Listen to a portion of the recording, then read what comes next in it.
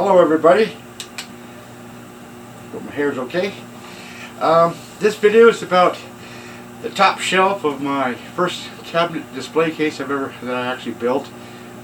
Most of them are gastropods. Most of these fossils that you're going to see here are from Northern California, Humboldt County, what's called the Wildcat group. There was 5 formations in that group, and the 2 that most of these fossils are from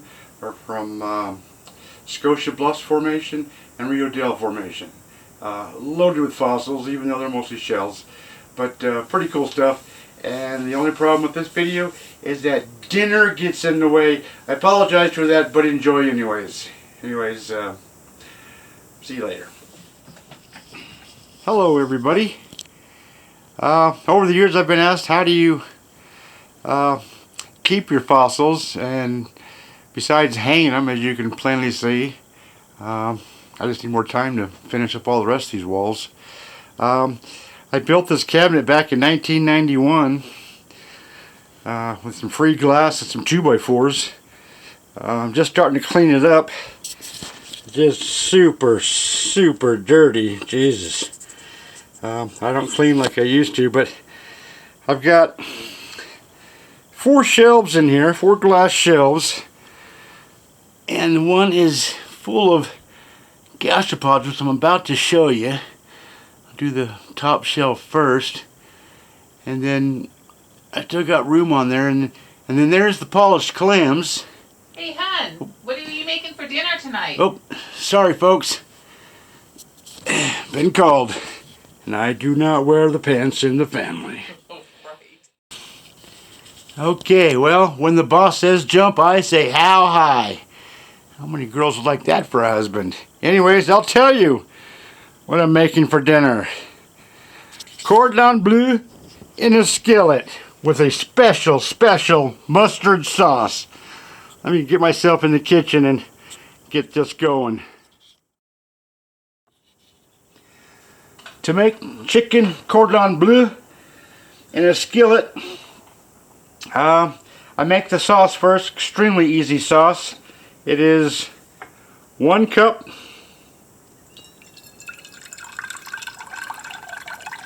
chicken broth.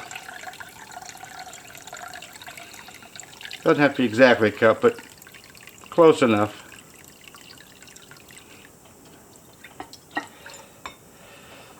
Two tablespoons all-purpose flour. Fork for stirring. Stir that later. I've got this beautiful sweet onion mustard made from Walla onions. Very expensive mustard, but the best mustard I've ever found. It's whole seed, as you can see. I found this recipe and it called for Grey Poupon, which I do not care for. So I thought, well, I got some of this beautiful stuff in the fridge. And then, how much mustard did you put in? I don't know, a couple tablespoons. I started with 1 tablespoon, went to 2. And then just a little bit of crispy wine. Crispy means high in acidity. Acidity, is that a word? Heck, I don't know. Anyways, stir that up real good till everything's all dissolved. I won't bore you with all that because this could take a couple of minutes. And then set that aside. Fillet a chicken breast. I'm not the best at this. Do the best you can. It's going to taste the same no matter what. Pretty simple.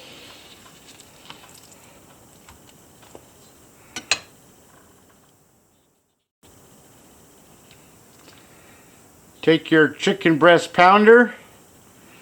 I've already done one. Flatten your chicken breast. Roughly 1/4 of an inch.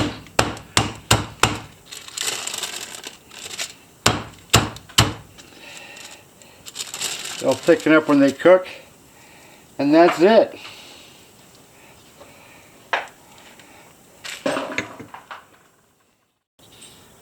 Now I move everything over to the stove and do the actual cooking part.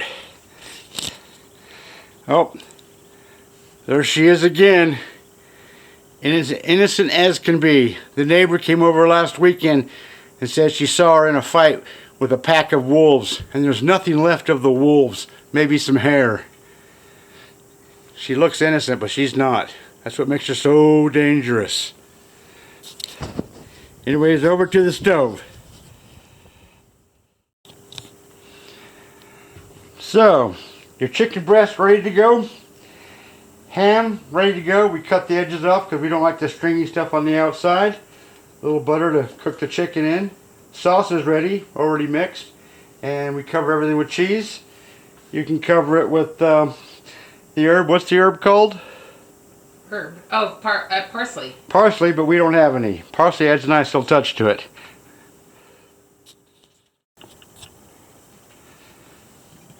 Here's our steamed veggies in our $1 garage sale pot again. Gonna turn that on. Get that going. And then we'll turn the big pan on. Get that going. Add some butter and oil, and we'll add the chicken as soon as it gets hot. Alright, get your chicken in a hot pan. Salt and peppered. Don't get all the stuff in the way here.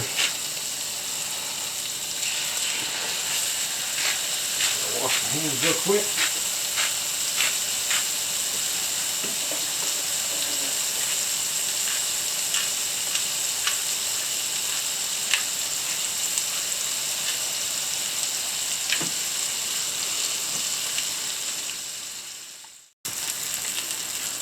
Doesn't take long, maybe 3 minutes. And because they're so thin.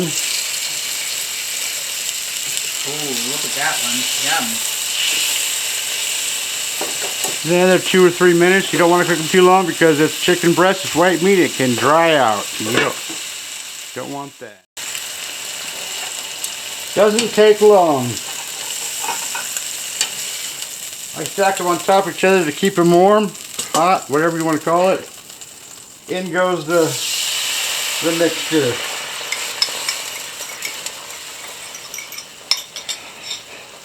Bring that to a boil.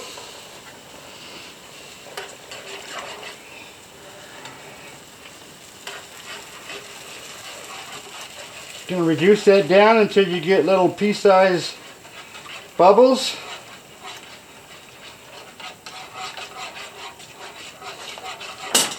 Got to get a little bit hot to thicken up. And there she goes, starting to thicken up.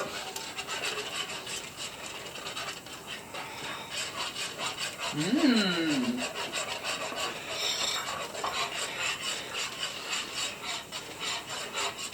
And there's the little pea-sized bubbles. And turn that down. Put your chicken right there on top. Cover with ham. This is honey ham. I'd usually have it a little thicker, but that's the way it is now. Once your ham is on, you can see those bubbles. It's thickening up even as it's cooling down. Then just cover with cheese. This happens to be mozzarella.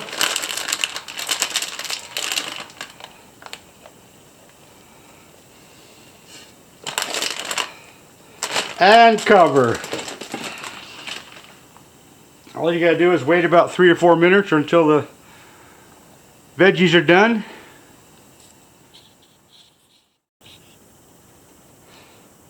And there's chicken cordon bleu in a skillet. All plated up, ready to eat. I'm gonna go enjoy this and then show you guys some of my gastropods.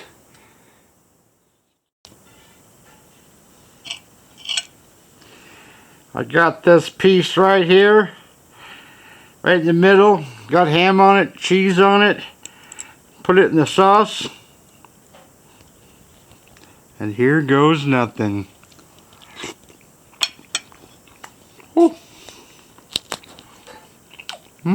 Oh boy. That is freaking delicious. You must do it some evening. Oh man, was that delicious. Anyways, I figured I better get back and finish this gastropod up. Small gastropods, not the most common one. These are Neptunias. I think all of these are Neptunias. Well, not all of them. Some are Naticids. But beautiful, beautiful little gastropods. I've had these for, well, all back from the 90s. Here's, that's so large, I don't think that's a Naticid, but I can't see the umbilicus, so I don't know if that's Polynices or what. But you can plainly see he was murdered by another snail, which is why I kept it. Thought it was pretty cool. And then, very rare gastropod. I've got a much better one, but right now I don't know where it's at. Here is a Neptunia smyrnia. Doesn't have this part of it. It's kind of gone. Bit of a sandstone conglomerate type rock, but still beautiful, beautiful gastropods. Oop. Here's another Neptunia. Just freaking gorgeous. Jesus, those are gorgeous. I don't know, something with gastropods just always used to still turn me on to this day. I mean, look at this. I even have that one numbered back when I used to catalog my finds. Still have my book somewhere. And then I gathered other stuff. This is that root beer agate. I know, somewhere from Southern California, I think. Some sort of gastropod. Not the best specimen, but it's still cool. And then, oh, that's a bit large. Another Neptunia. That's still Kosovo, I think. I never did finish that one. You can see the shoulders are still full of rock. But still, a complete gastropod. Try finding those at Scotia nowadays. Impossible. There's a piece of whalebone I found in a crate back in my cutting days. I just cut it up and polished it because it was cool. It was just a chunk of bone.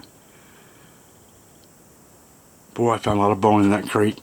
All just chunks, rounded up stuff. And some beautiful, and I mean beautiful, clams. Only about less than 1% of the clams, which I called brownies, were hard enough to polish. All the rest were very white, powdery, falling apart type stuff. So when it got to the brownies, and I knew 3 little locations where you had a good chance of finding the brownies. These are Clinocardia meekianums, but just pretty little shells. Look at that. I even put felt on it to protect my glass. Anyways, I don't have time to do the other ones. I'll have to do that for another video, but there's some of my gastropods. Used to have hundreds. Hope you liked that.